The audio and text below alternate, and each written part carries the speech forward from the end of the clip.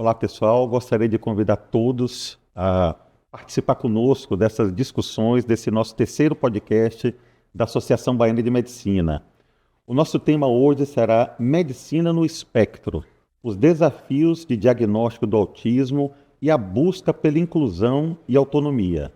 Meu nome é Hélio Braga, sou diretor científico da Associação Baiana de Medicina, sou também professor adjunto da Universidade Federal da Bahia e sou segundo vice-presidente do Colégio Brasileiro de Radiologia. Eu agradeço imensamente os dois participantes que estão aqui conosco, doutora Milena, que ela é médica daqui de Salvador, a doutora Milena Pondé. Ela fez a sua faculdade na Escola Baiana de Medicina e Saúde Pública. Ela é psiquiatra com residência pela Unicamp, mestre e doutora em saúde coletiva pela UFBA e pós-doc em psiquiatria social e cultural pela McGill University no Canadá, uma das mais conceituadas universidades do Canadá. Ela é também professora nos cursos de graduação de medicina e psicologia na Baiana e é coordenadora do laboratório interdisciplinar de pesquisa em autismo chamado Labirinto. Aqui do meu lado direito nós temos Guilherme Prazeres, ele é bacharel em Direito pela PUC do Paraná, mestre e doutorando pela Unicamp, assim como a nossa doutora Milena Pondé, e ele é pesquisador no projeto de neurodiversidade da Universidade de Stanford. E ele é presidente da Associação Nacional para a Inclusão das Pessoas Autistas. Ele é membro do Grupo de Estudo e Pesquisa em Educação da Unicamp e é coordenador geral do Departamento de Arte, Educação, Inclusão e Pertencimento do Projeto Portinari. Nesse momento, eu aproveito para convidar vocês a participar do Projeto Portinari, que está nesse momento na Caixa Econômica, na Avenida, próximo da... Esqueci agora. Oxa. Carlos Gomes? Carlos Gomes, número 67, na Caixa Econômica Cultural, número 67. Então, é um projeto belíssimo e que eu convido vocês a participar, onde nós temos Guilherme como curador desse projeto. Então, eu gostaria inicialmente de passar a palavra para a doutora Milena Pondé, para poder dar uma iniciação às nossas conversas. Eu quero inicialmente falar da minha satisfação de que a Associação Médica esteja tendo esse empenho de tornar mais público, de trazer mais conhecimento sobre o transtorno do espectro do autismo, que para quem trabalha com autismo há mais de 20 anos, há quase 25 anos como eu, é um transtorno psiquiátrico que era bastante invisibilizado. As pessoas que tinham o espectro do autismo ou que tinham autismo clássico, como alguns pesquisadores costumam dizer, o autismo prototípico, que eram pessoas que tinham uma dificuldade imensa de inserção social, e hoje eu tenho um prazer imenso de participar aqui de um podcast com uma pessoa que é presidente de uma associação para a inclusão de pessoas com autismo, uma pessoa que tem autismo enquanto neurodiversidade e que, de fato, é uma pessoa que encampa essa difusão do conhecimento, principalmente com foco na inclusão. Então, eu parabenizo vocês e compartilho a minha alegria de estar aqui com você, Guilherme. Guilherme, por favor. Bom, eu fico até tocado com as palavras da doutora Milena, porque não é sempre que a gente é bem recebido, especialmente de forma surpreendente na área médica, né? Muitas vezes a gente é visto hoje em dia como um commodity, talvez muito mais do que um paciente ou uma pessoa com algumas necessidades específicas e que a gente precisa de apoio. Então, ter palavras de encorajamento, né, vindas da doutora Milena, é sempre um alento. A gente sabe o quanto vem se multiplicando a questão do diagnóstico do autismo, a gente sabe sobre a importância de um diagnóstico e de um atendimento adequado às pessoas que estão no espectro, né? Então, eu fico muito honrado de poder participar de um evento como esse, com essa respeitabilidade, com uma profissional tão respeitada e tão comprometida com uma abordagem não só médica de excelência, mas acima de tudo, humanizada e humanizadora. Perfeito. Começa com a pergunta com a doutora Milena. O que é o transtorno do espectro autismo, do autismo, espectro autista, e como é que ele está sendo diagnosticado hoje no Brasil? Como é que você vê esse aumento muito grande da incidência desses diagnósticos no nosso dia a dia? Olha, Hélio, não é possível falar de transtorno do espectro do autismo sem falar sobre a história do autismo dentro da psiquiatria, porque existem formas diferentes de enxergar o autismo. Então, Guilherme estava falando há pouco, né, do autismo enquanto neurodiversidade, que é uma percepção do autismo que se parece com a percepção de um autor clássico, que é Hans Asperger, que é um alemão que descreveu a psicopatia autística na mesma época quase que Kanner descreveu o autismo prototípico. Então, é impossível falar do autismo sem falar de uma noção histórica, porque o autismo, como a gente percebe o autismo hoje, por exemplo, como uma neurodiversidade, não é como sempre a psiquiatria compreendeu o autismo. Então, a história do autismo na psiquiatria, ela começa em 1913, quando um psiquiatra suíço chamado Eugen Bleuler descreveu a esquizofrenia e, dentre os sintomas que ele chamava de sintomas fundamentais da esquizofrenia, ele elencou o autismo. Então, o autismo, a princípio, na história da psiquiatria, ele apareceu como um dos sintomas fundamentais da esquizofrenia.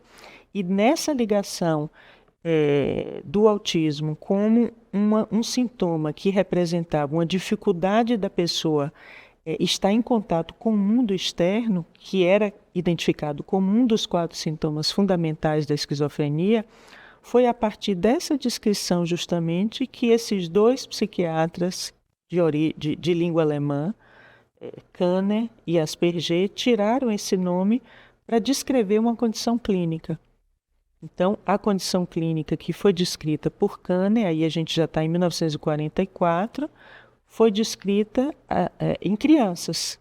Ele descreveu 11 casos de crianças que apresentavam determinados sintomas que hoje a gente identifica como o autismo prototípico de Kanner, que eram sintomas relacionados com uma indiferença em relação ao ambiente, a presença de muitas estereotipias e uma inteligência atípica. No entanto, crianças que tinham deficiência intelectual não entravam nessa classificação de Kanner, e nem crianças que tinham alguma síndrome genética. E Asperger, na mesma época, descreve casos mais leves do que esses 11 descritos por Kanner, que é muito parecido com o que Guilherme provavelmente vai conversar com a gente sobre neurodiversidade, porque Asperger muito claramente dizia que o autismo não era uma doença. O autismo era um traço de personalidade, tanto assim que a chamada síndrome de Asperger foi durante muito tempo considerada como uma alteração ou uma divergência de personalidade, não é? Asperger chamava de psicopatia autística. Mas essa história mudou com a expansão do conceito do autismo, que chega mais ou menos na década de 70, depois na década de 80, quando o autismo deixa de ser uma psicose e passa a ser um transtorno do desenvolvimento. E aí a gente passa a falar de casos, por exemplo, de pessoas que têm retardo mental e que têm autismo, de pessoas que têm síndromes neurológicas e que têm autismo. A gente passa a considerar, por exemplo, a presença de autismo na síndrome de Down. Então, aí a gente começa a falar do autismo atípico, a gente começa a falar, já na década de 80, no transtorno invasivo do desenvolvimento não especificado, que depois vai virar autismo também. Então, a gente começa a incluir uma série de sintomas mais leves, uma série de atipicidades dentro disso que a gente chama hoje de transtorno do espectro do autismo. Então, Perfeito. eu vou parar por aqui e a gente avança depois. Eu queria saber de Guilherme, ele é o presidente da Associação Nacional para a Inclusão dos Autistas. Como tem sido o trabalho dentro dessa entidade, dessa associação, e quais são os principais desafios que você tem visto, que você tem trabalhado para tentar superar e apoiar cada vez mais os pacientes com esse diagnóstico? A Associação Nacional para a Inclusão de Pessoas Autistas é uma das poucas instituições nacionais de autodefensoria, né? O que quer dizer autodefensoria? Quer dizer que as próprias pessoas afetadas por determinadas políticas falando em nome próprio. Ou seja, eu sou uma pessoa autista falando sobre o autismo, sobre a minha condição e tentando compartilhar, né, com vocês um pouco das minhas experiências de vida e um pouco do meu conhecimento, né, se eu conseguir alcançar esse objetivo, né? E dentro da associação, a gente nasceu como um coletivo, né? Eu tive o diagnóstico tardio aos 36 anos, eu tenho 42 anos hoje, né? Fui buscar dentro de uma estrutura da Unicamp, que é uma universidade grande, né? Então lá a gente encontrava o coletivo feminista, o coletivo indígena, o coletivo das pessoas pretas e pardas, né? E fui buscar, a partir do diagnóstico, o que queria dizer, né, ser um adulto, né, autista. E fui buscar uma referência em relação aos meus pares, aos colegas. E não encontrei, né? Então a gente iniciou um trabalho ali de buscar, mas imaginei que dentro de um universo de uma universidade tão grande eu não fosse a única pessoa com diagnóstico, né? E estava certo, né? Mas a universidade não tinha um mapeamento acerca dessas pessoas, não tinha uma abordagem específica que garantisse a acessibilidade para o que a gente convencionou chamar de deficiências invisíveis, né? O autismo é colocado muitas vezes, né? E a gente começou a se estruturar enquanto grupo, né?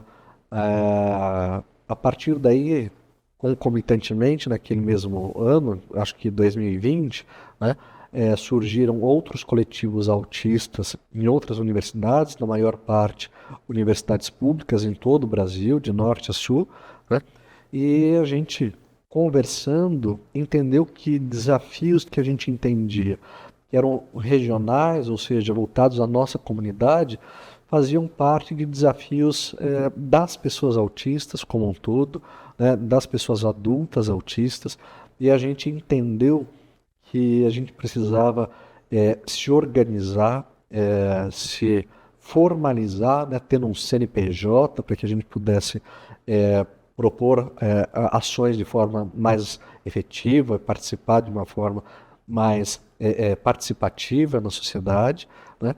E veja, curiosamente, contra todas as possibilidades, né? Porque um dos estereótipos do autismo é essa questão de querer ser só, né? E eu trago uma reflexão no sentido de que ninguém quer ser só, né? Muitas vezes a gente vê a figura da pessoa autista isolada, solitária.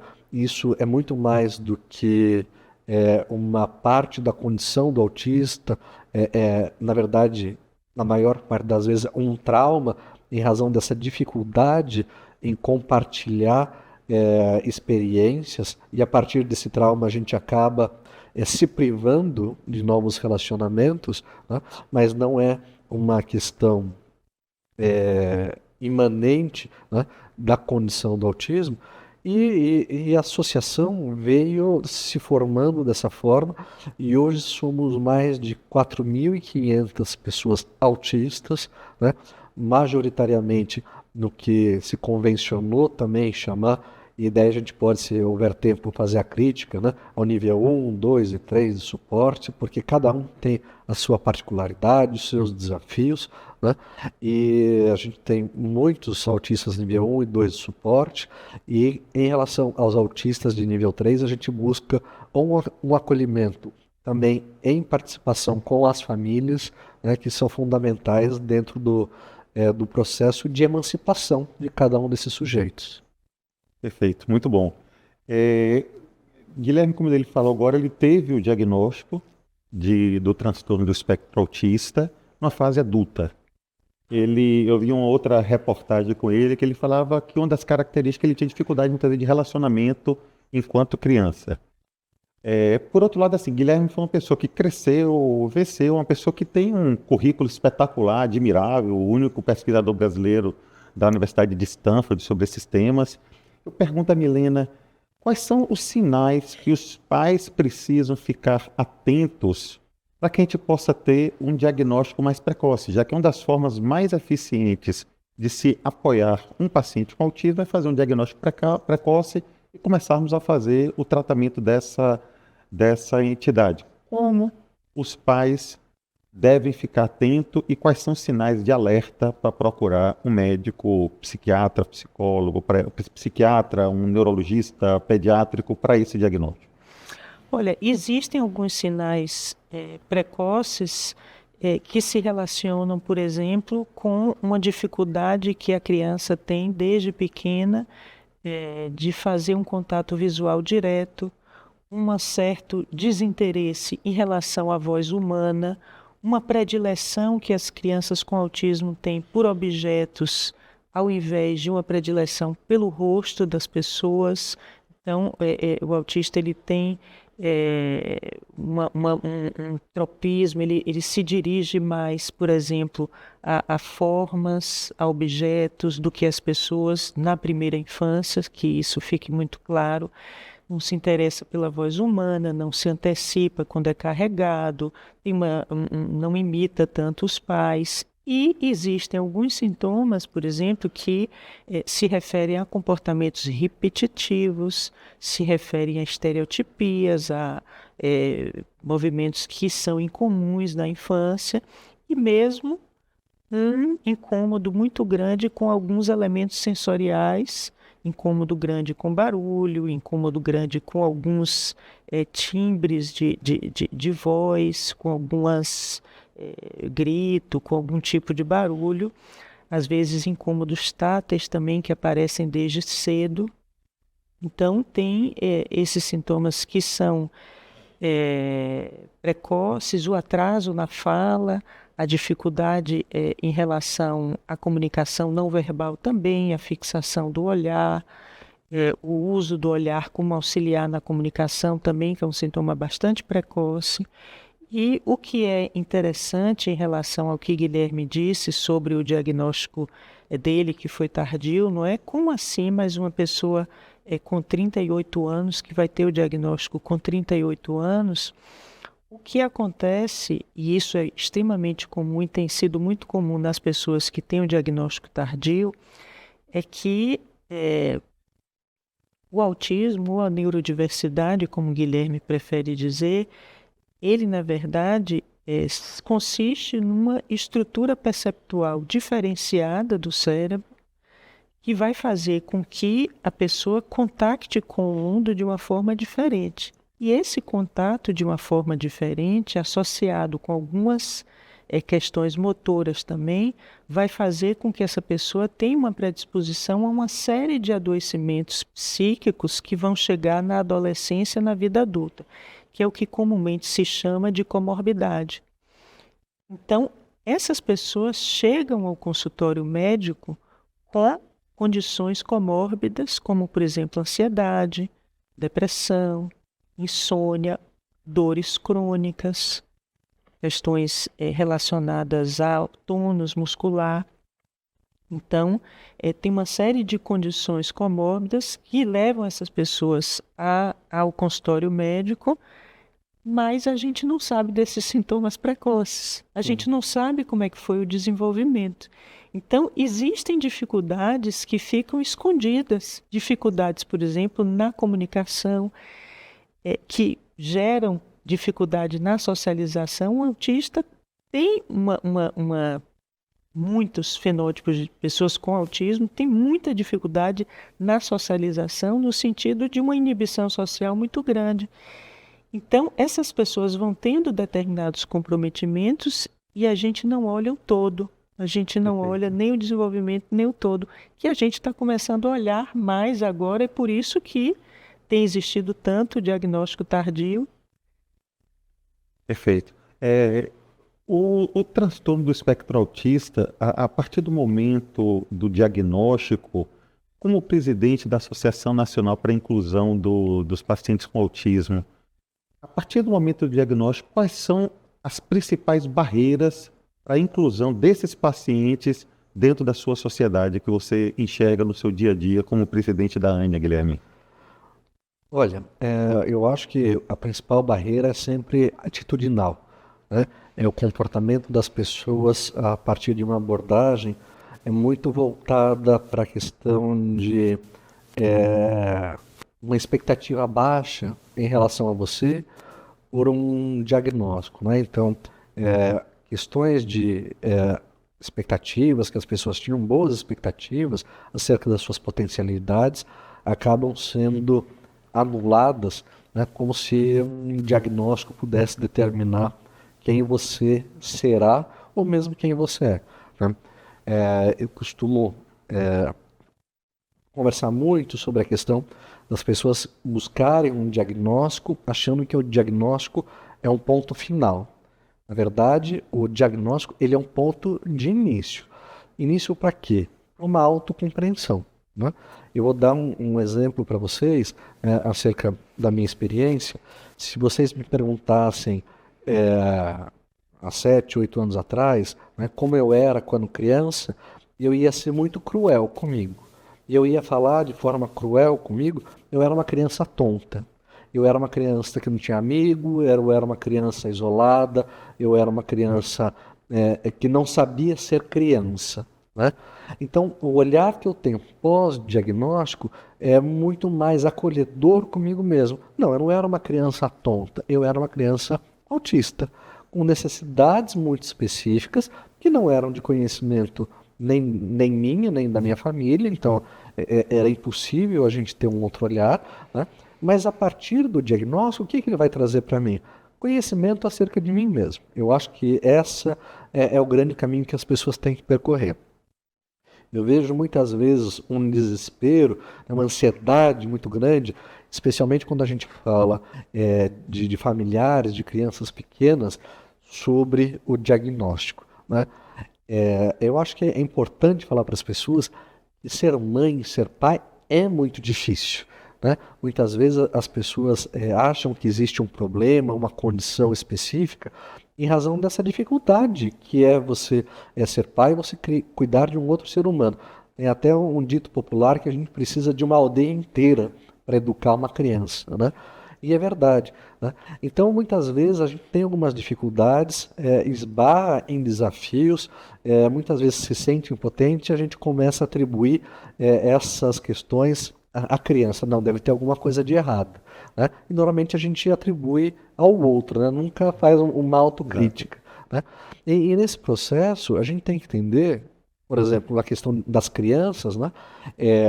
Para o atendimento educacional especializado no âmbito das escolas, não é necessário o diagnóstico, para nada, né? É necessário o quê?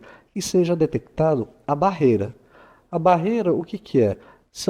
É como hoje, num olhar constitucional, a partir da Convenção Internacional dos Direitos da Pessoa com Deficiência, né, que a gente percebe que dizer que uma pessoa é autista é insuficiente diante da variedade de possibilidades que são possíveis de se enquadrar nesse espectro. Então, o que a gente vai olhar? Os desafios da pessoa. E, a partir dos desafios, eu buscar estratégias. Se a gente vai falar de educação, na educação a gente precisa do laudo? Não. Pode auxiliar? Pode, né? Em questões, em crianças, por exemplo, que, como eu já falei, é questionável ainda ter um nível 1 de suporte, como eu, né? A questão do diagnóstico, eu acho que é muito difícil, não se faz isso em uma consulta, ainda mais porque a gente precisa compreender que, à medida que os relacionamentos evoluem, né, ou seja, quando a gente é pequeno, ali na primeiríssima infância, o nosso relacionamento é muito limitado da família e a escola. A partir que a nossa gama de relacionamentos aumenta, a gente vai percebendo aumentar também os desafios próprios da condição, né? Então fica muito mais claro, muitas vezes, algumas questões no futuro do que de forma tão precoce.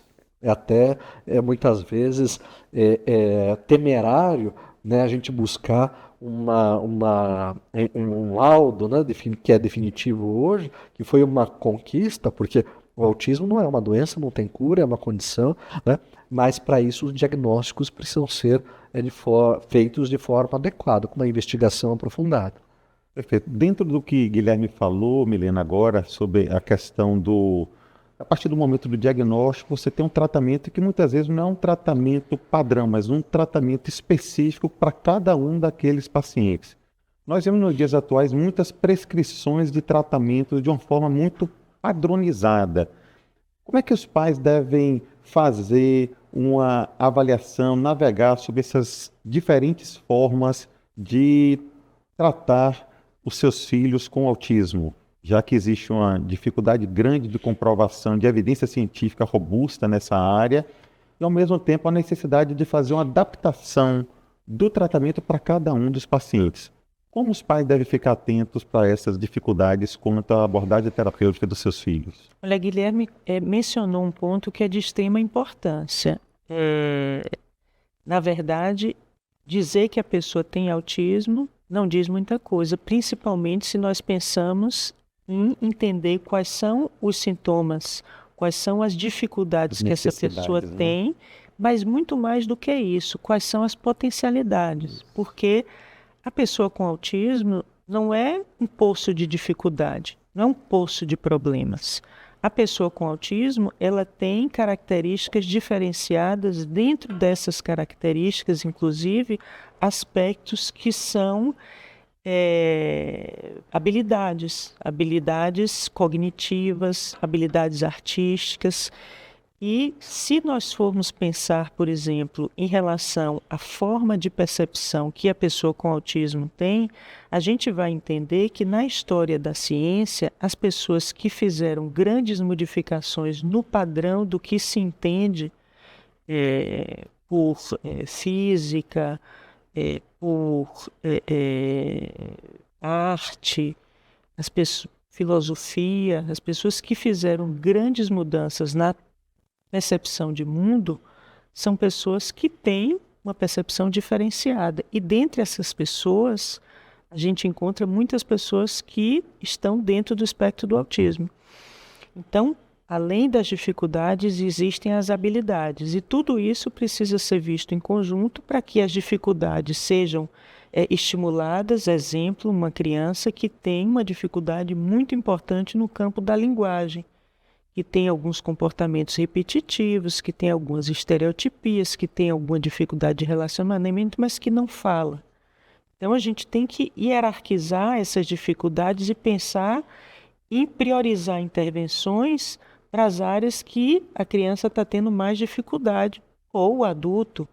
Então, uma pessoa que está tendo uma inclusão no mercado de trabalho, por exemplo, e é uma pessoa que tem uma dificuldade muito grande no controle das emoções, a gente precisa saber que no processo de inclusão do trabalho a gente tem que levar isso em conta, porque é uma pessoa que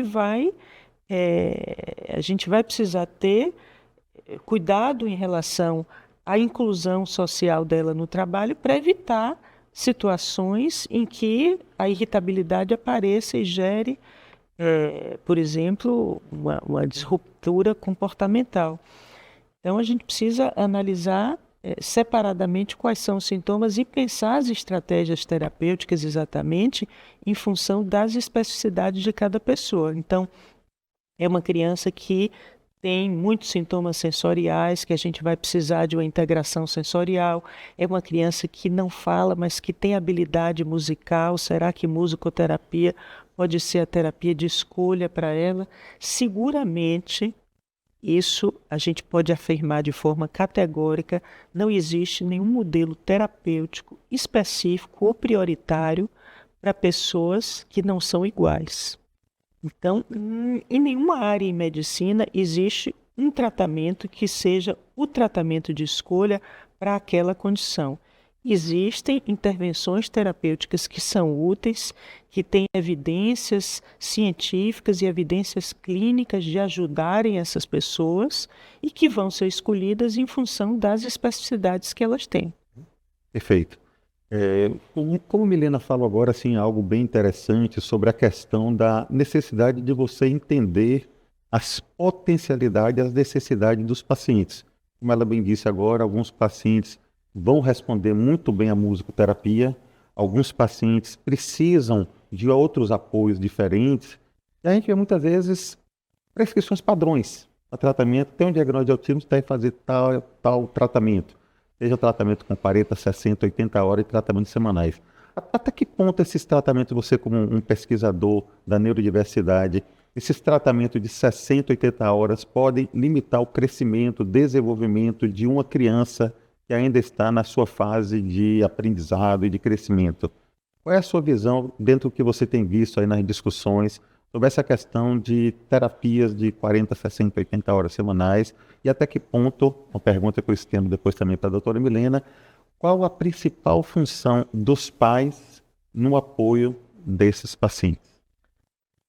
Olha, essa questão chega a me causar engulhos. Né? Eu acho de uma violência absoluta você sujeitar uma criança tá, na primeiríssima infância, ou seja, de 0 a 3 ou de 0 a 6 anos, né? Às vezes um pouquinho mais velha, né? Como acontece, mas a 40 horas de terapia por semana, 40 horas é a jornada de trabalho de uma pessoa adulta. E as pessoas querem submeter uma criança, né, a um regime rígido como esse, como se ela precisasse já em tenra idade ser moldada, né, para se performar a partir de um ideal de ser humano, como se existisse um ideal de ser humano. Eu acho de uma violência tão grande, ainda mais estamos em 2024, é certo que ainda existe uma questão de racismo, de machismo institucionalizada na nossa cultura, mas a questão da diversidade já aflorou com muita força, né? E a gente compreender a riqueza da diferença já deveria estar mais do que claro, né, nas nossas vivências, na nossa consciência enquanto seres humanos. Agora eu digo para vocês, de fato, eu acredito que desenvolvi uma boa carreira acadêmica, profissional, com muitos desafios, mas digo também que eu tive, acho que muita sorte de ter bons professores, de ter sido muito bem recebido nos espaços acadêmicos que percorri, né?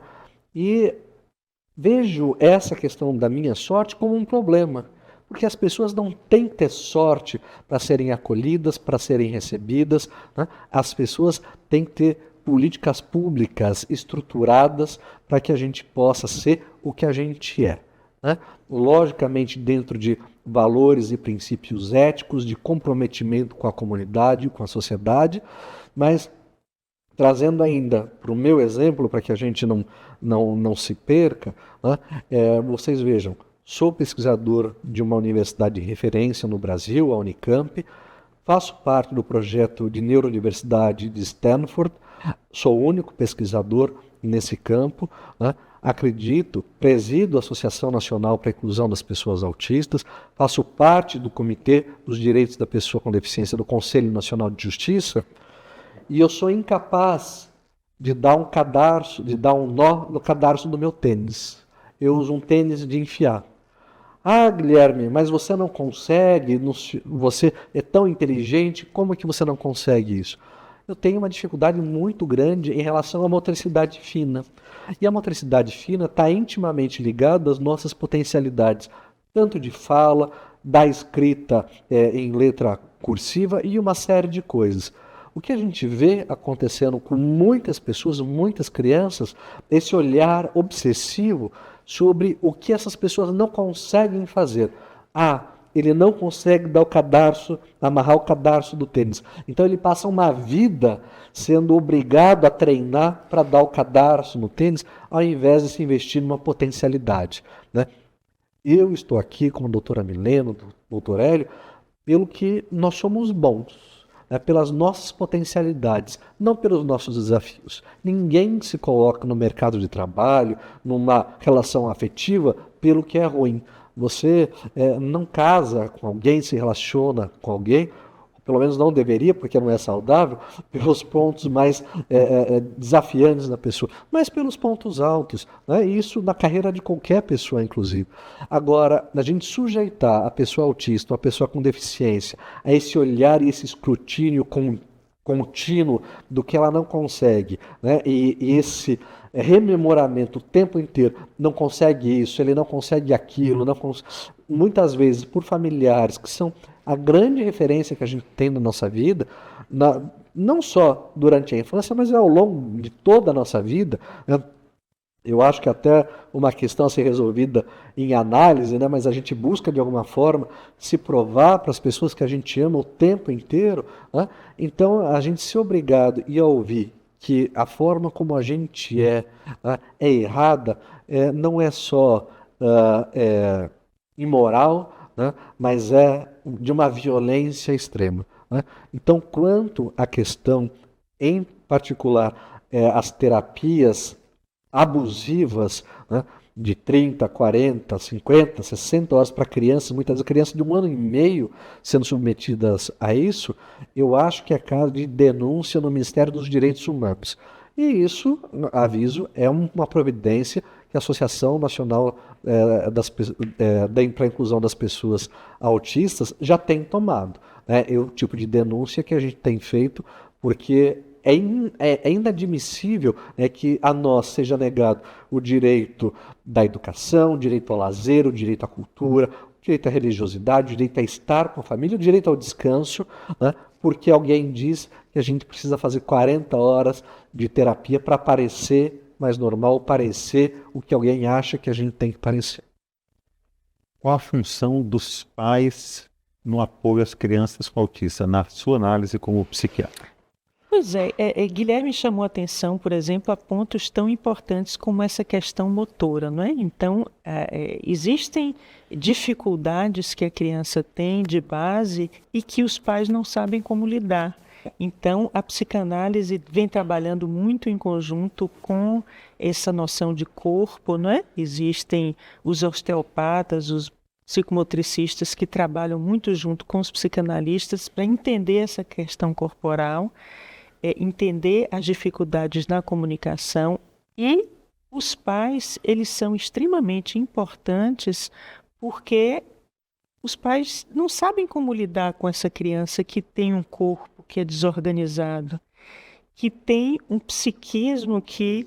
Não desorganizado, mas organizado de uma forma diferente, que não é o padrão que a gente encontra na nossa sociedade. E que traz uma série de sofrimentos físicos. Quando eu usei o termo desorganização, foi para dizer exatamente que existe uma ordem que traz dor.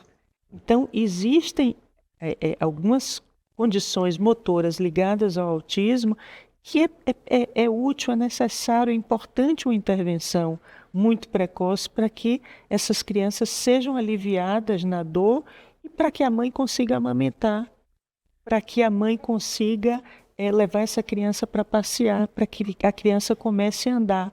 Então, é importante que a gente consiga identificar precocemente isso, para que os pais consigam entrar no processo de educação de uma forma que eles consigam se relacionar com essa criança. Uma criança que tem muita crise de birra, por exemplo, por que é que ela tem tanta crise de birra? Será que ela está com uma dor? O que é que está acontecendo com essa criança? Então, os pais muitas vezes precisam, de alguma forma, compreender o funcionamento dessas crianças para conseguirem acessá-las. Então, existem uma série de digamos, formas de explicar aos pais e de compartilhar aos pais dificuldades que são comuns a essas crianças e que podem ajudar os pais a intervir precocemente. Então, é importante que a gente amplie, por exemplo, ao invés de ampliar 40 horas de terapia com a criança, que a gente amplie o tempo dos pais com essas crianças, ajudando os pais a compreender melhor e instrumentalizando os pais para trabalharem com determinadas dificuldades. Por exemplo, a criança tem muita agonia com areia e às vezes os pais querem fazer com que a criança ande na areia. Não, vamos andar na areia, vamos molhar esse cabelo. Então, que vão ser violências em cima de violência. Então, os pais poderem entender que isso, na verdade, é uma sensibilidade sensorial, que aquilo é insuportável para a criança, eles vão conseguir estimulá-la de outra forma. Então, os pais conhecerem exatamente as dificuldades e os pontos positivos para que possam trabalhar justamente nas possibilidades e não nas dificuldades é algo extremamente importante.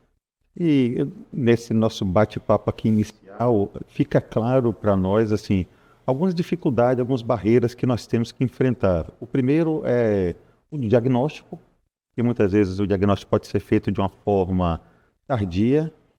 O segundo, que nós precisamos adaptar o tratamento para cada paciente. Não pode ser um tratamento padrão, como vem acontecendo, as necessidades, os potenciais de cada um desses pacientes varia de paciente para paciente, de pessoa para pessoa, e não apenas um tratamento padronizado. E dentro desse pensamento, a gente vê a necessidade de fazermos cada vez mais um suporte para a família, para que ela sirva como um dos principais alicerces para o apoio, o crescimento e desenvolvimento de uma criança com transtorno do espectro autista. Dentro desse pensamento, assim, desses tratamentos padrões, uma das terapias que vem sendo prescrita é uma terapia chamada ABA, que já foi desestimulada pela Associação Médica Americana. E aí eu queria saber de Guilherme, assim, você que tem visto, tem conversado com pessoas, qual é a sua análise sobre a evidência de que isso pode trazer algum tipo de benefício? A Associação Médica Americana recomendou que fosse descontinuada, porque a terapia muitas vezes desestimula que a criança não faça sua necessidade fisiológica no banheiro, com uma forma de punição e de adaptação, de criação de um estereótipo para aquela criança, onde ela deveria ser melhor aceita por uma sociedade. A criança é privada de alimento.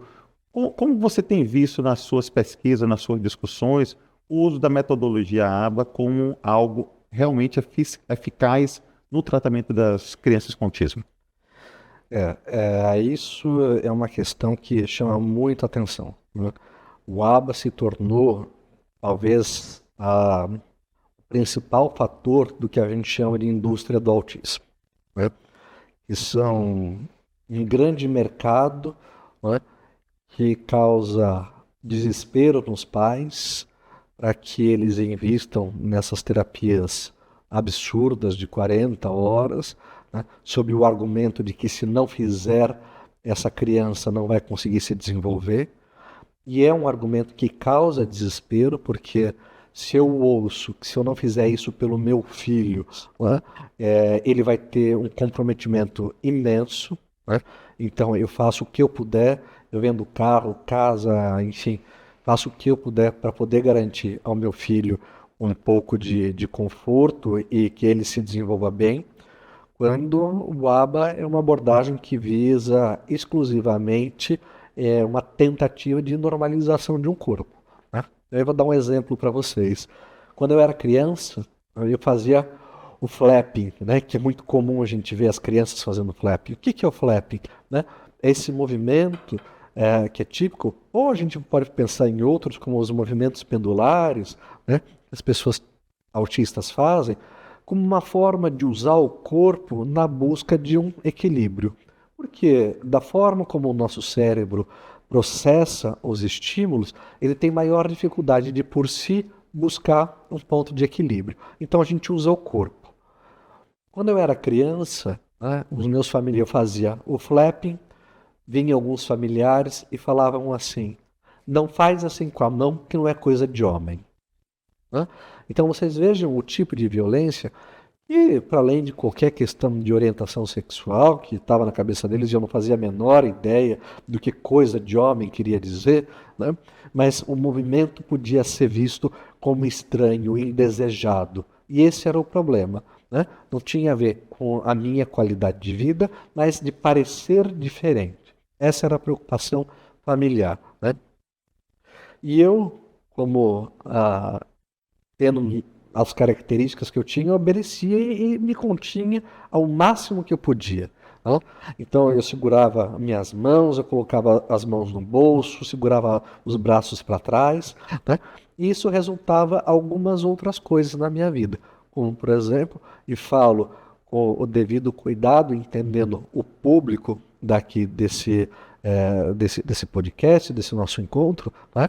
Eu fazia com 10, 11 anos, eu me automutilava.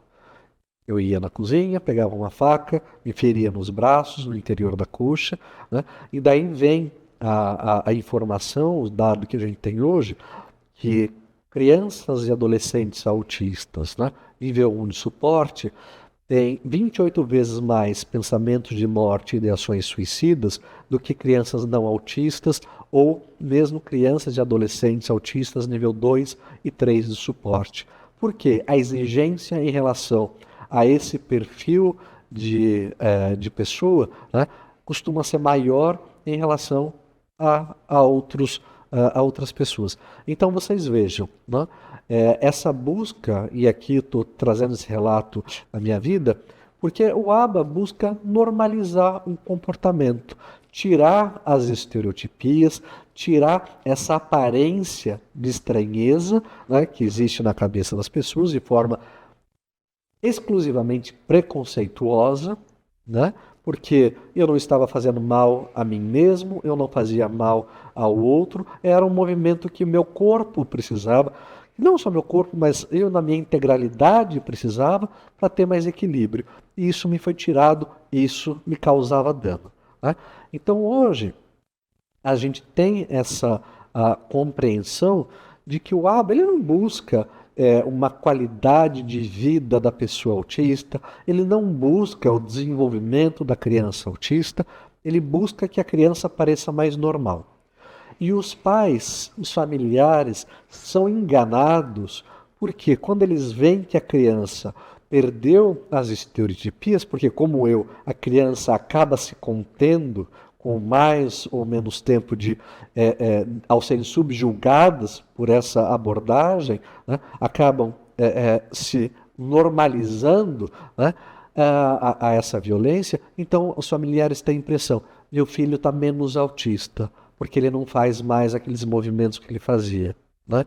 Então vamos pensar que talvez o seu filho esteja demonstrando menos algumas questões que são essenciais para a organização dele, para o bem-estar dele, né? E talvez seu filho esteja em absoluto sofrimento, como eu estava. E eu passei mais de 25 anos da minha vida com um diagnóstico de depressão. Eu tenho certeza que nenhum familiar, nenhuma pessoa que ama os seus filhos, a sua criança, quer isso. Né? E tenho certeza também que boa parte da população que acredita e submete o seu filho a esse tipo de abordagem não sabe o que é, e se sabe o que é acreditando na boa fé de que, ouvindo uma autoridade, como médico tem uma autoridade na nossa sociedade muito importante, de que isso é o melhor. Prestem atenção se isso não é melhor para o bolso de quem indica, ao invés de ir para a pessoa que vai ser submetida a essa abordagem. Porque eu vi inúmeros profissionais recomendando 30, 40 horas de autismo, daí ele fala assim, vai custar um tratamento caro, vai custar 20, 30, 40 mil reais por mês, mas pode ficar tranquilo, você pode processar o Estado, o município, o plano de saúde, que alguém vai pagar. Sabe quem paga a conta? É o seu filho que passa por isso, é ele quem paga a conta. Né? Então, como pessoa autista, que passou por esses desafios, fica o meu alerta. Perfeito.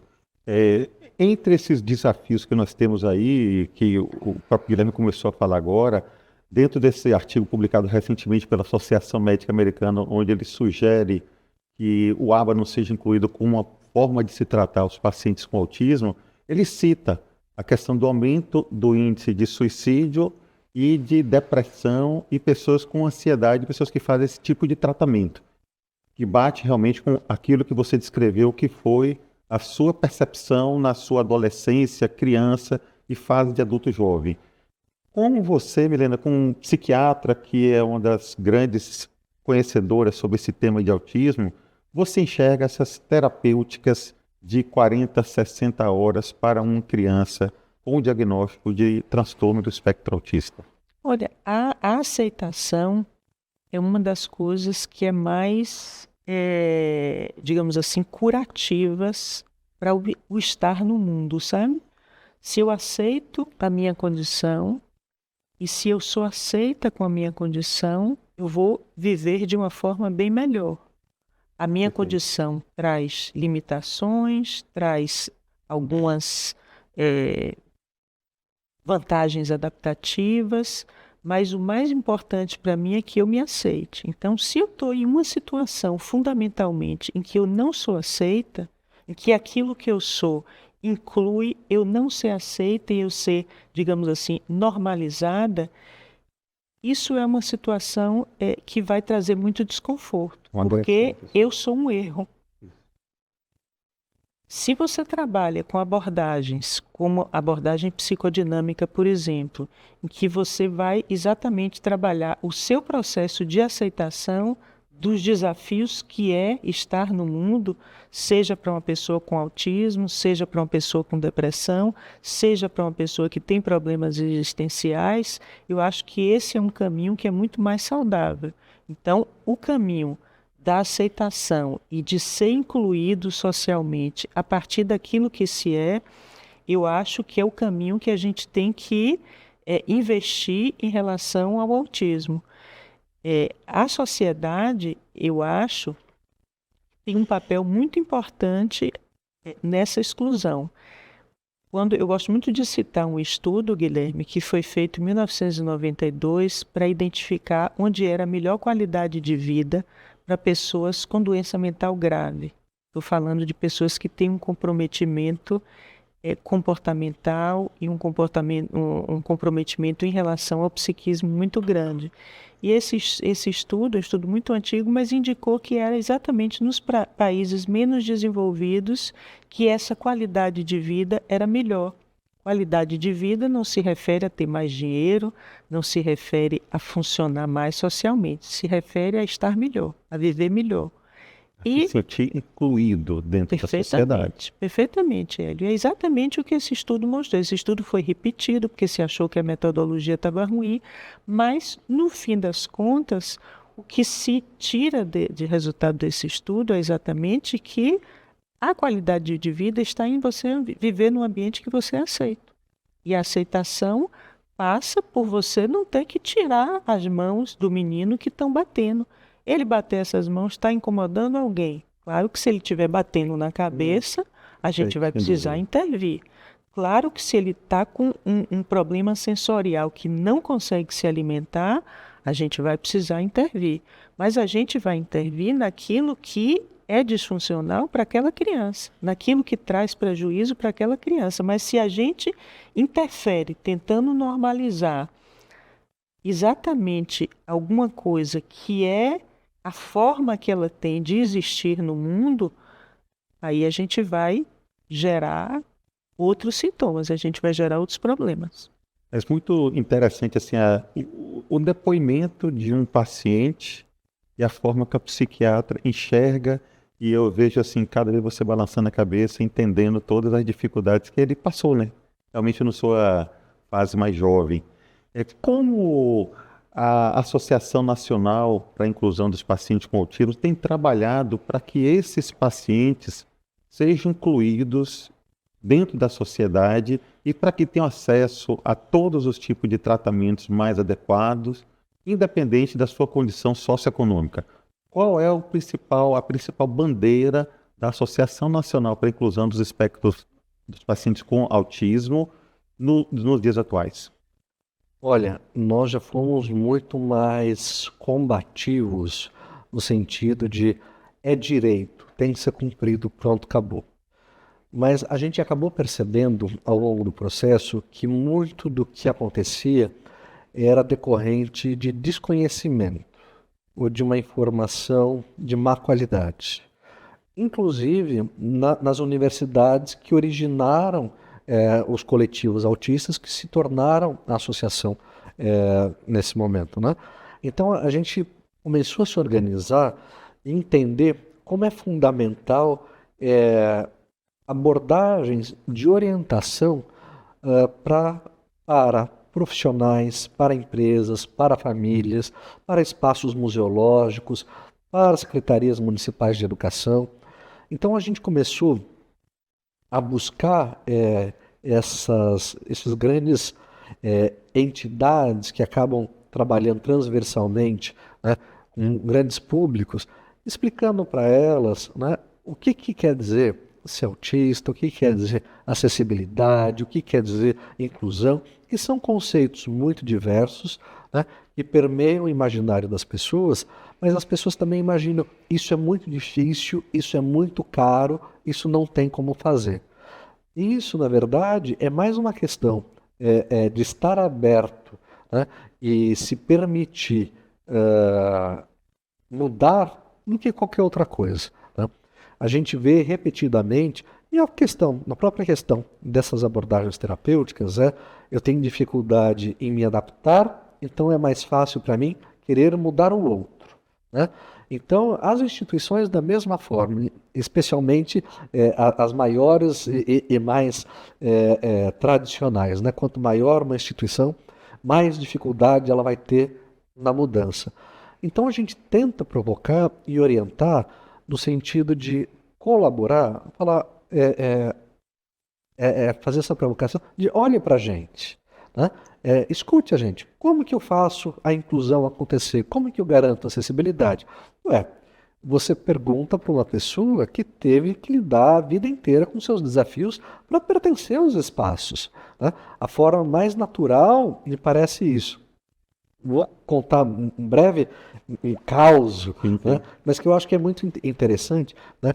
Eu estava dando uma palestra para uma multinacional, era uma empresa que tem fábricas no mundo inteiro e estava fazendo uma fala para o seu grupo da América Latina. E ao final da palestra a gente abre para perguntas, né? Para tentar esclarecer algumas dúvidas que possam surgir. E um funcionário dessa fábrica ele fez a seguinte pergunta: eu tenho um colega que é cego, como eu converso com ele?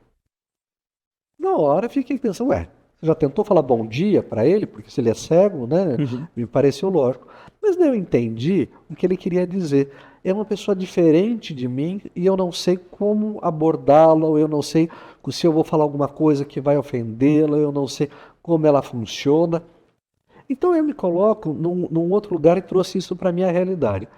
Eu sou um homem branco, cis, né? E eu fico pensando, se eu for conversar com uma mulher preta, trans, eu vou ficar pensando várias vezes como que eu converso com ela de uma forma que eu não seja invasivo, de uma forma que eu não ofenda, de uma forma que eu não seja cancelado, né?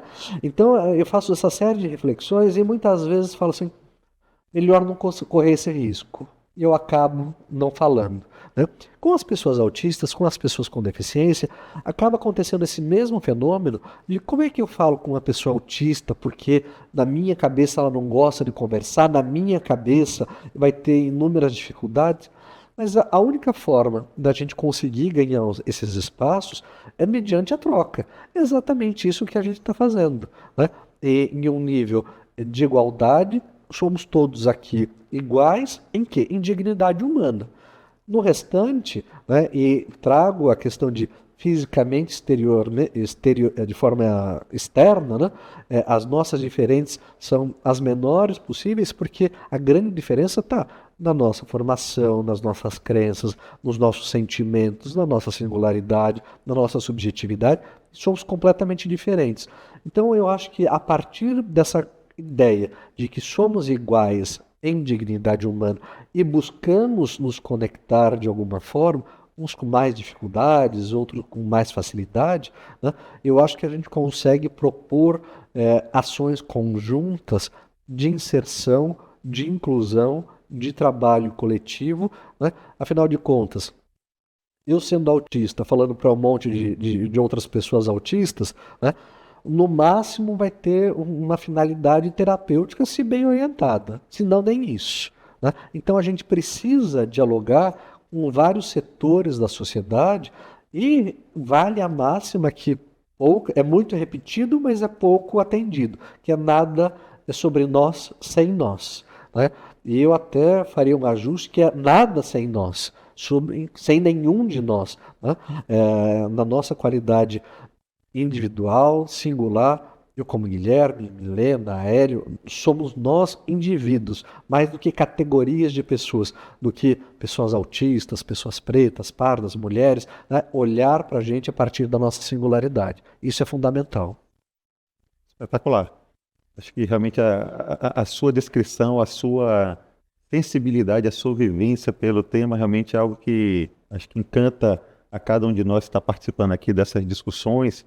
E aí a gente vê realmente a necessidade de você tratar as pessoas e aceitar o desafio da inclusão, seja no autismo ou em diversas outras patologias, que é uma necessidade premente da nossa sociedade. Não é de um estado, não é de uma cidade, não é de um país, mas realmente a questão da inclusão é algo que é uma grande necessidade. Quando a gente fala assim de terapêuticas, Milena, nós estávamos conversando mais cedo, assim, a dificuldade de você ter evidências robustas, embasadas em ciência, em tratamentos com autismo. Mas, por outro lado, tem algumas coisas que certamente muitas pessoas, assim como eu, dizem que não há nenhuma evidência científica. A gente já viu prescrição de lavagem intestinal para criança com ozônio e com oxigênio. A gente já viu drogas anti-inflamatórias pela via venosa em uma criança pequena, onde não há nenhuma inflamação no cérebro de uma criança com autismo. A gente já viu o uso de capacete mental com eletrochoque. Há alguma evidência científica nesses tratamentos, como capacete mental, ozonioterapia através de lavagem intestinal ou drogas venosas anti-inflamatórias para o tratamento de uma criança, ou isso pode trazer muito mais mal do que benefício para uma criança com transtorno do espectro autista? Aí são evidências de mau caratismo, Hélio. Aí são evidências de pessoas de má índole que se aproveitam do fato do autismo ser uma condição que não existe uma fórmula para que essas crianças sejam normalizadas. E muitas dessas crianças têm questões comportamentais muito graves que desesperam os pais, crianças que batem a cabeça, que destroem a casa, que se mutilam e deixam esses pais desesperados de fato. E existem pessoas de mau caráter que inventam terapêuticas que não têm nenhum nível de evidência, nenhum, absolutamente nenhum. Eu, durante muito tempo, falei, por exemplo, sobre a ausência de evidência de ozônio. O Medline, que é nosso indexador médico Sim. de revistas que tem publicações científicas, nunca trouxe uma sequer publicação sobre ozônio. Hoje ninguém mais fala, não tem nenhum picareta prescrevendo ozônio, mas já teve. E nunca teve nenhuma evidência. E pasme você que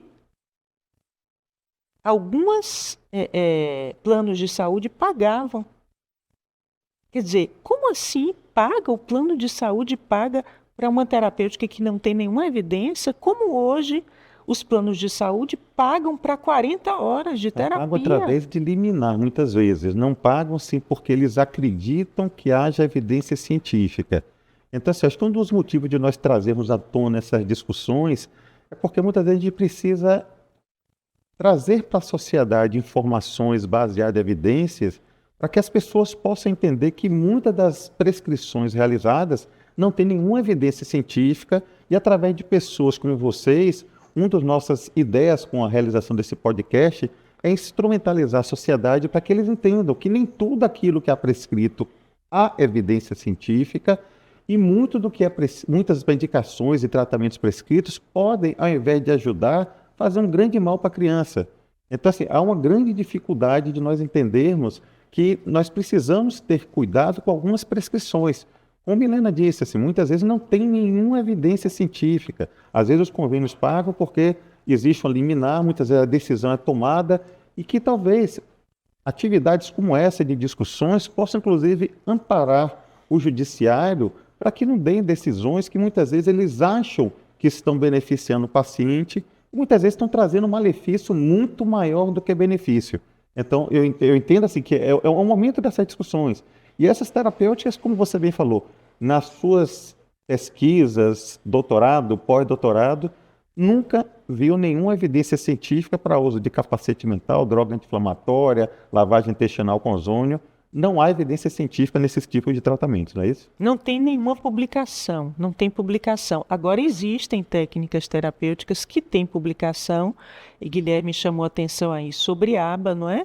Que é uma das técnicas terapêuticas que é mais mencionada nos estudos sociológicos sobre o complexo industrial do autismo, que justamente produziu uma retórica de que o ABA seria a única técnica, eles chamam de ciência, porque eles acham que ABA é uma ciência, como matemática é uma ciência, como, enfim, psicanálise seria uma ciência, então, ABA é uma ciência. Então, é um método terapêutico, na verdade, que produz toda uma retórica de convencimento que não é amparada em estudos científicos, por exemplo, que comparem a técnica terapêutica ABA, por exemplo, com a intervenção precoce da psicanálise, ou que compare com o Flurtime, que compare com a musicoterapia. Não existe comparação de técnicas terapêuticas para dizer, olha, esta técnica terapêutica aqui é melhor do que outra. Existem publicações, por exemplo, que indicam que a musicoterapia é uma das técnicas terapêuticas que tem mais volume de publicação, porque é uma das mais antigas, a musicoterapia nasceu para o autismo. Então, existem técnicas terapêuticas que têm um volume de publicação e que mostram evidências científicas, mas estudos que comparem técnicas terapêuticas para dizer que uma é melhor do que a outra, não. Mas existem estudos sociológicos mostrando, por exemplo, que o ABA é uma retórica que se impõe aos planos de saúde através de um discurso que não se ampara nas publicações científicas. Muitas vezes, quando a gente fala em evidência científica, cada vez que há essa discussão, é importante a gente levar em consideração onde há evidência científica. Existem diversos tipos de revistas com impactos diferentes.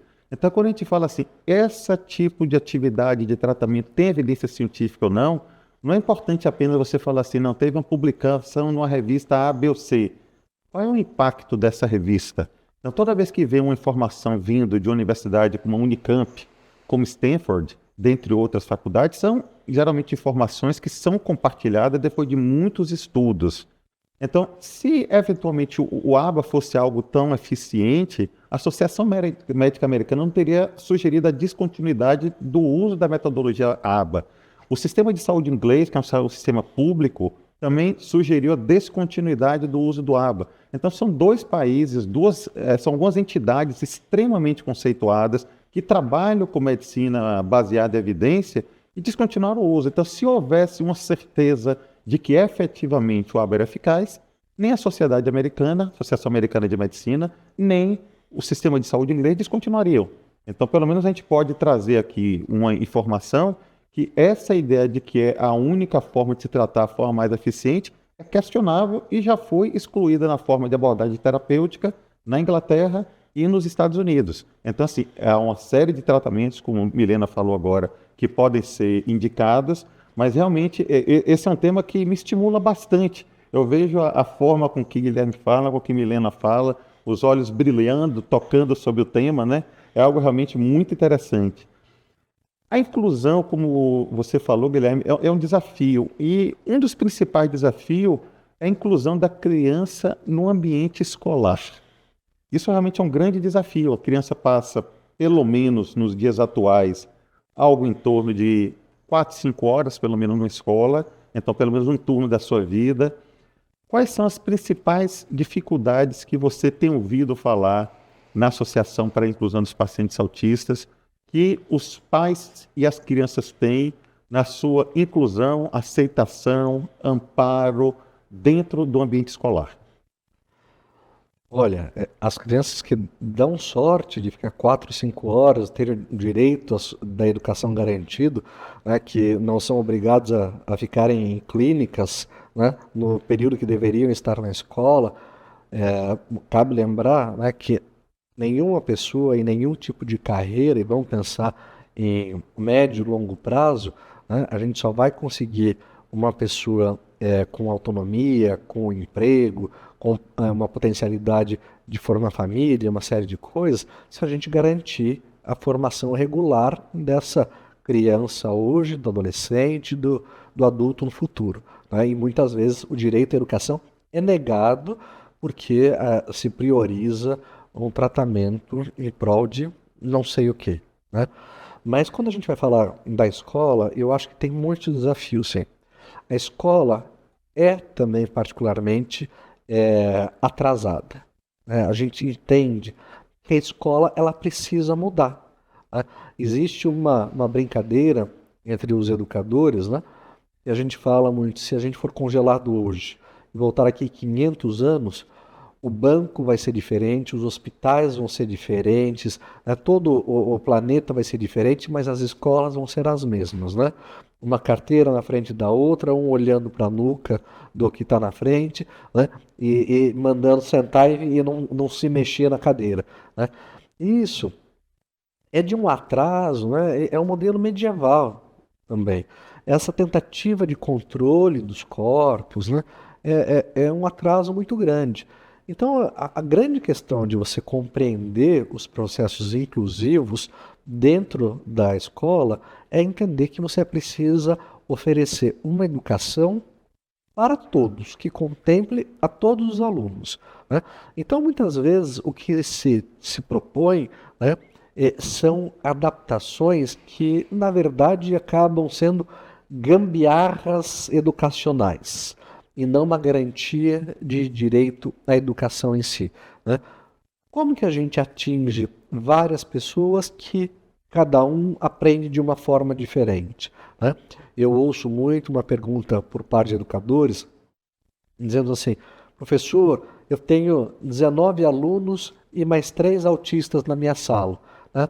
Daí eu falo assim: então você tem 22 alunos. Não, são 19 alunos e 3 autistas, né?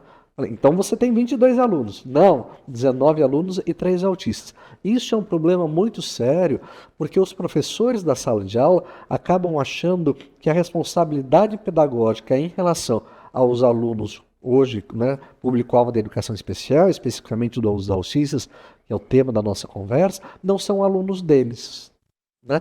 As escolas são muitas vezes obrigadas, e se convencionou, a que todo aluno autista tenha um profissional de apoio na sala de aula. Quando muitas vezes esse profissional de apoio, ele muito mais do que um potencializador, ele se manifesta como uma barreira. Por que uma barreira? Se o nosso desafio é exatamente em se relacionar, a gente coloca ali uma pessoa que vai impedir o relacionamento com as demais crianças. Como que isso pode propiciar um desenvolvimento? Daí vem uma fala completamente equivocada que confunde, né, acessibilidade com reforço. Daí as pessoas vêm e falam assim: não, mas eu tenho meu filho autista que ele tem dificuldade em matemática. Eu pergunto: só autista tem dificuldade em matemática? Né? Claro. Não, uma série imensa de pessoas das mais diferentes condições, origens, tem dificuldades com matemática, com dificuldade com português, enfim, são dificuldades pedagógicas que fazem parte do processo de aprendizagem, né? O que a gente propõe? Cada um tem o seu jeito de aprender, então a gente tem que fazer aulas diferentes para autistas, para não autistas, para síndrome de Down, para cadeirantes, para pessoas surdas? Não, a gente dá aulas diversificadas. E o que são aulas diversificadas? Eu tenho que propor um tema, desenvolver um conteúdo, com a minha turma, então eu vou pensar, eu vou dar uma aula, num dia eu dou uma aula expositiva, no outro dia eu dou uma aula dialogada, no outro dia eu dou uma aula com mais imagens e vídeos, no outro dia eu proponho uma dinâmica. Por quê? Eu não sei como cada aluno aprende, não é possível o professor saber.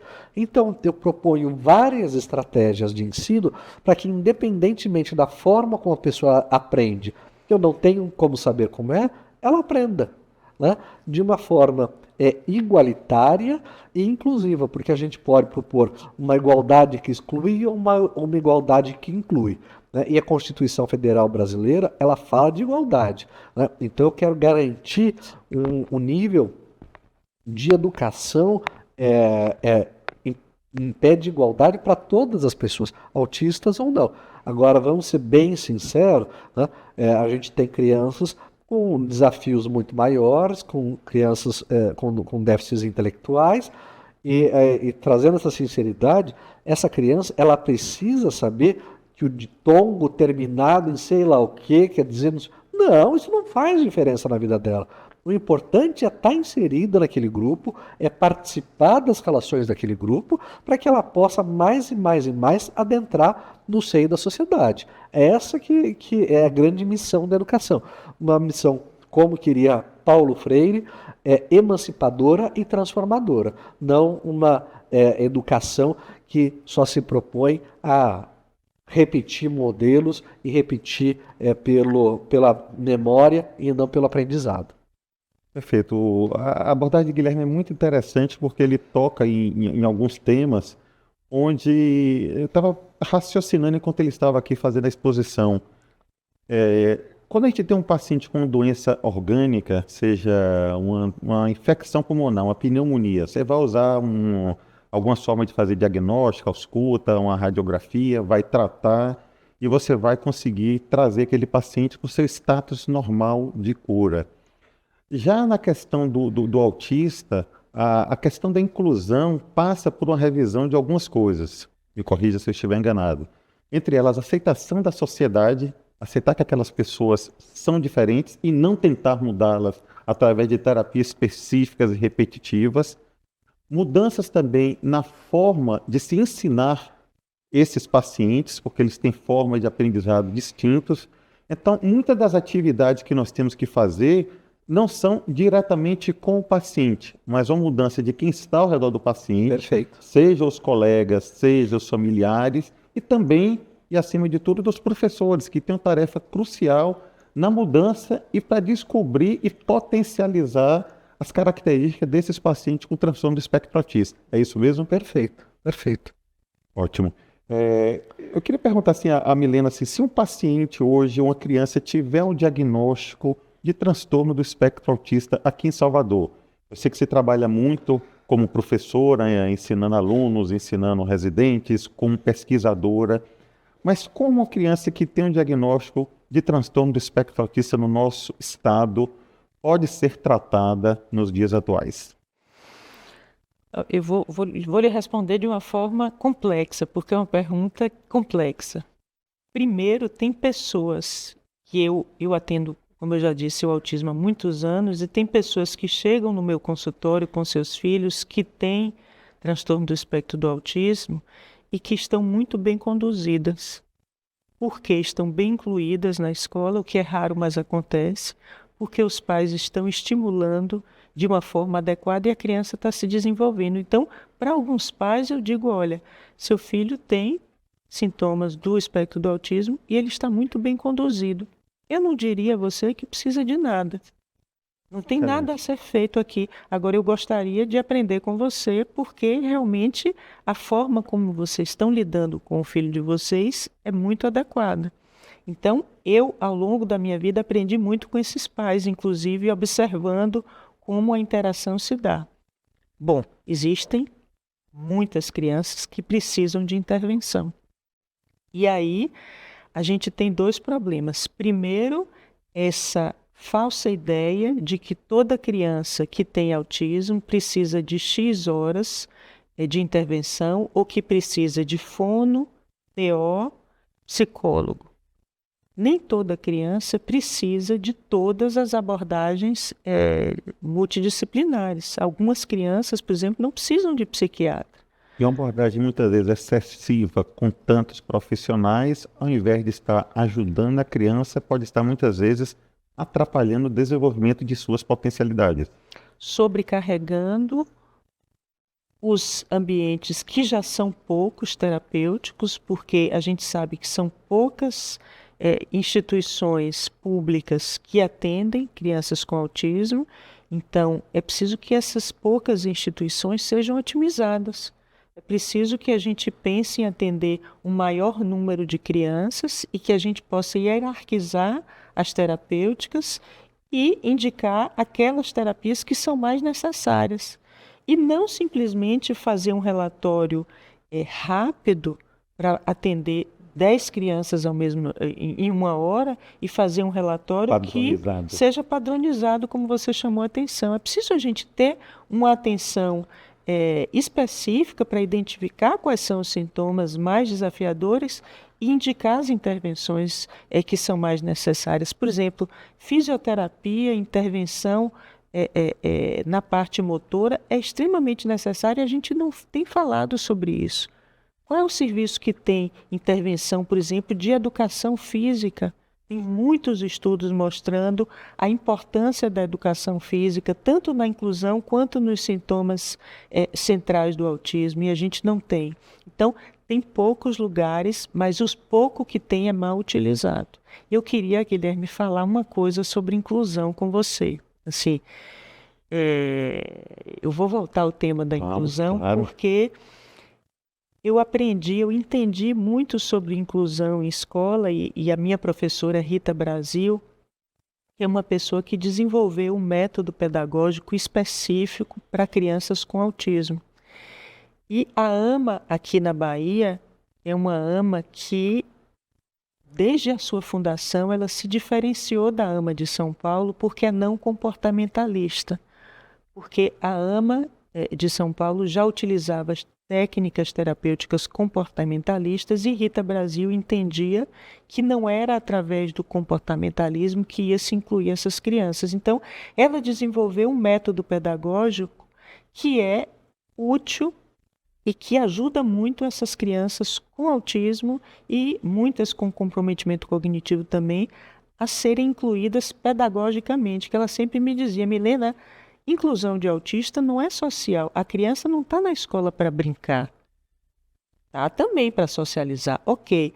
Mas a criança ela está na escola para aprender. E é preciso que a gente avance em desenvolver métodos pedagógicos que sejam adaptados ao aprendizado dessas crianças. Então, eu acho que a gente precisa avançar muito e conversar muito e discutir muito sobre o que é a inclusão. Existem um método, por exemplo, que o Viva a Infância faz, que é o Ateliê Classe, que também é um método pedagógico, que ele acontece em circuito, que é um método especializado e é um método muito útil para a alfabetização e para a inclusão dessas crianças. Então,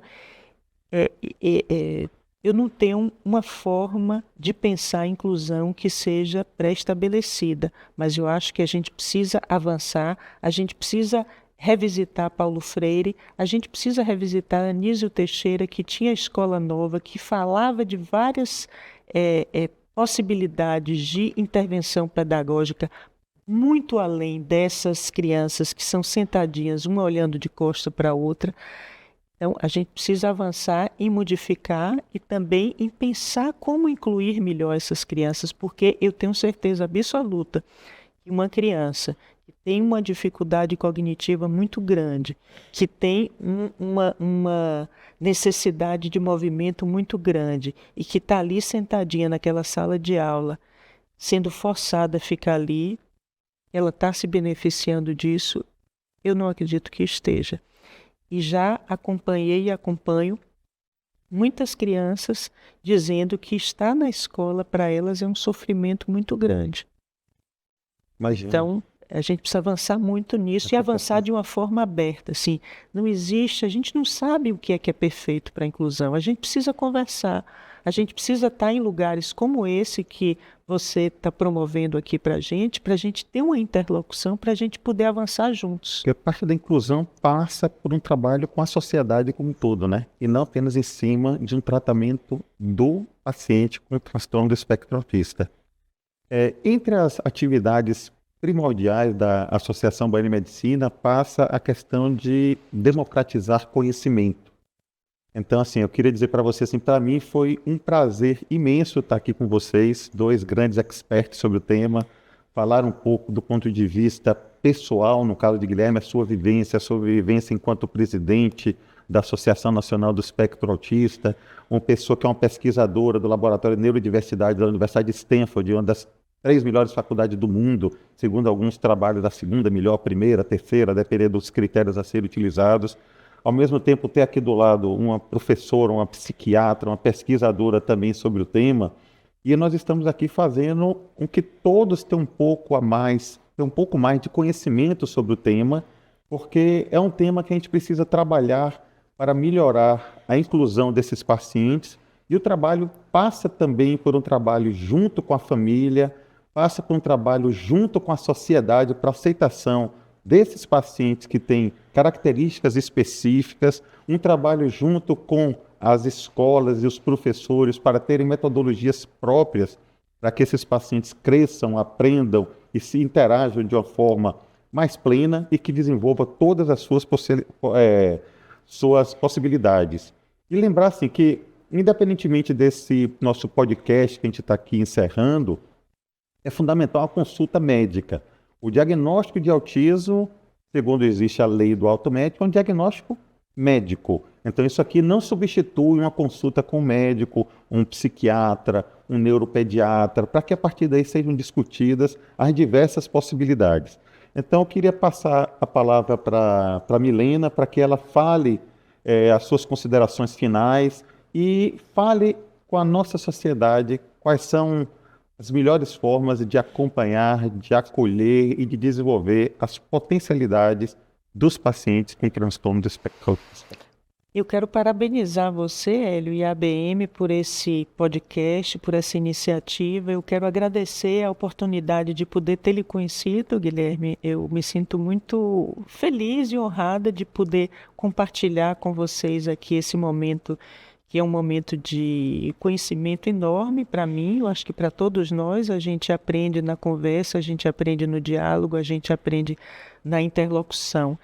Eu diria que a aceitação e a tolerância são as formas que a gente tem melhor de convivência social. E não é de convivência com o autista, é de convivência uns com os outros. Então, se a gente puder pensar numa sociedade que seja mais tolerante em relação a uma convivência coletiva, uma sociedade que possa pensar mais no bem comum do que no seu bem individual, a gente parte para pensar realmente em uma sociedade mais inclusiva. Então, uma sociedade que é mais inclusiva com todos, é uma sociedade que é mais inclusiva com os autistas e com qualquer tipo de diversidade.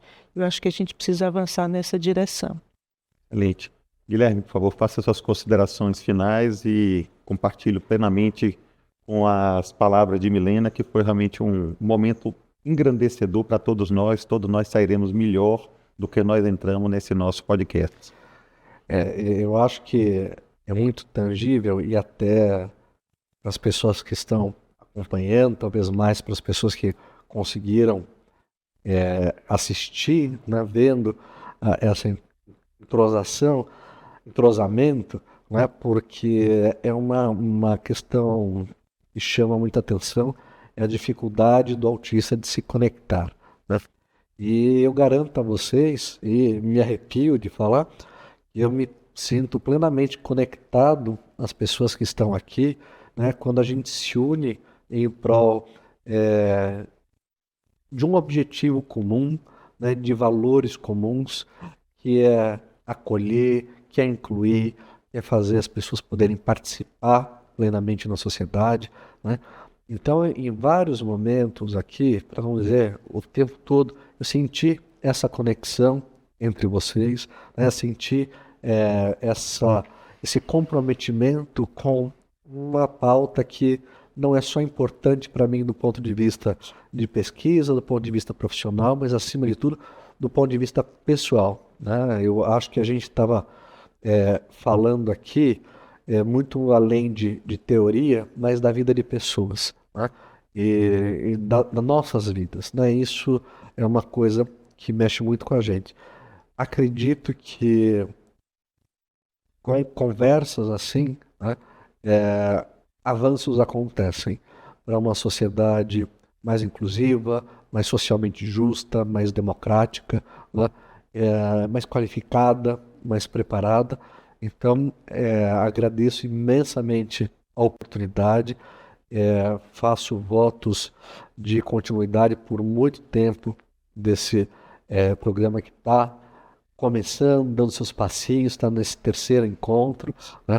Agradeço muito, muito, muito a equipe que está aqui presente, porque é importante destacar que, assim como a gente não faz inclusão sozinho, a gente não faz um trabalho desse de forma solitária, tá? E só tenho a agradecer, né? Pela acolhida, pelo tratamento, pela parceria, né, que foi demonstrada com esse órgão que tem um comprometimento com a saúde, com o bem-estar, né, e especialmente com a ética, né? Eu acho que isso é fundamental. Perfeito. A Associação Baiana de Medicina tem entre as suas funções, como eu falei, a parte de melhorar a formação dos médicos, dos estudantes. Temos uma série de atividades junto com ligas acadêmicas, junto com faculdades de medicina, e também tem como uma das suas missões trazer pessoas que são éticas, conceituadas no nosso estado, respeitadas e que trabalhem com medicina baseada em evidência, como é o caso aqui de Milena, como uma psiquiatra, realmente pesquisadora, e Guilherme também como um grande pesquisador sobre o tema. Então, trazer para discussões como essa aqui é uma grande felicidade para a Associação Baiana de Medicina. A mudança da inclusão desses pacientes passa por conhecimentos como esses que foram compartilhados aqui por nossos dois convidados, que são pessoas brilhantes, pessoas que vão nos ajudar a transformar, a rever os pensamentos de toda a sociedade. Em nome do nosso presidente Robson Moura, eu agradeço aos dois convidados, engrandeceram muito o nosso podcast e tenho certeza que irá ajudar a nossa sociedade, a nossa população, aos nossos pacientes com transtorno do espectro autista a ter uma maior inclusão e um maior crescimento das suas potencialidades.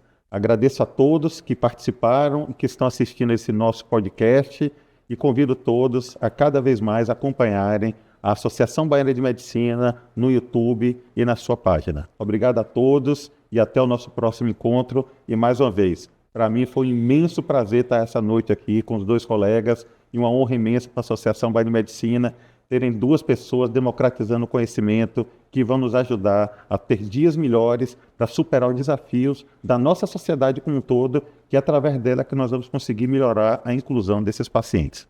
Obrigado a todos mais uma vez.